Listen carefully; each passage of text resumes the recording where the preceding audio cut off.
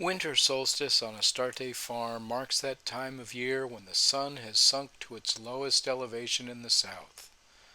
Our days are short, the nights stretch on forever, and whatever solar energy finally reaches down into our northern latitudes feels puny and short-lived. We are forced to embrace the subtle variations of brown and gray that dominate the landscape, and are happy to celebrate the few shades of green that resist the fading of the light. Sun stands still is the literal definition of solstice, and for the many weeks surrounding a solstice, any difference in our day length or change in that low sun angle seems negligible. This year's solstice almost exactly coincides with a full moon that is at its very highest elevation. Is it any wonder that some of us feel pulled in all directions at this time of year? The limbs of the fruit trees in Jim's orchard are bare.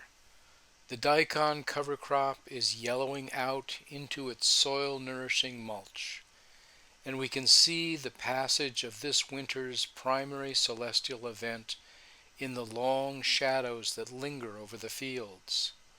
Some of these shadows are cast even from the trees that stand on the southern border of our neighbor's field.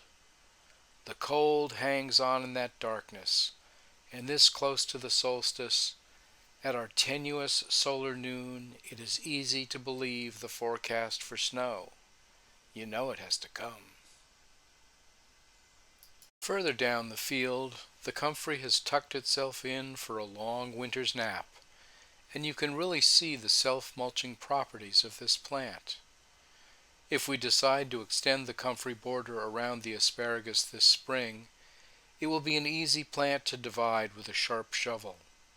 Almost any portion of the root will survive fairly rough treatment, and while I am no fan of blatant plant abuse, I have seen comfrey bounce back nice and strong with very little care. Back up in the new strawberry patch, the berry plants are fully dormant, as is shown by the changing leaf colors. Here at the end of December, the calendar is also letting us know that it is time to mulch the patch, and with a few inches of snow in the forecast and the temperatures plummeting into the low teens, there is no time to waste. Jim and Ellen have volunteered to take on the task. This bale has been properly placed on a pallet to keep it from absorbing any moisture from the ground, but by leaving a flat edge up, rainfall has soaked into the bale and it has gotten heavier. The bale at the other end of the patch is sitting with the curved side up to shed water like a thatched roof, but it has been left on the ground and begun to rot where it made contact. These bales have only been outside the barn for a month or so, and no significant damage has been done, but you may be able to see clouds of white mold spores emerging as they are unrolled. Being a nice windy day, those spores are only a nuisance threat to Jim and Ellen's lungs. However, we would normally like to keep the fungal activity locked into our soils and out of the air that we breathe. Mulching with straw can be a nasty job, whether it is bone dry or a little damp and moldy. My hat is off to Jim and Ellen for taking on this strenuous task at the very end of our season. With any luck, we will have a sweet reward once the weather warms up. We're able to rake back the straw and let the sun do its magic once more. I can almost taste those berries. A final trip down the north edge of the field reveals the killing frost left behind by this long, chilly night. The vineyard is down to its bare bones, waiting for a late winter pruning. The cover crops have stopped growing completely.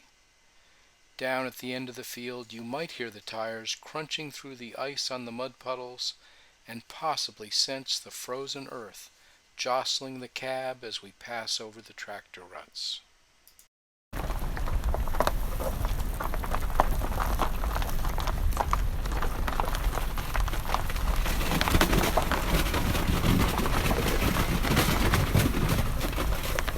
The moon sets in the west just as the sun rises behind us. The solar cycle begins again for another year, And even though the days will now grow longer, the cold will surely grow stronger. Winter in New England is both an end of the season past and a beginning of the season to come. The seed orders have been placed, the potting soil is on hand, the propagation house is all cleaned up and ready to go. I hope you join us for another season. Thanks for watching.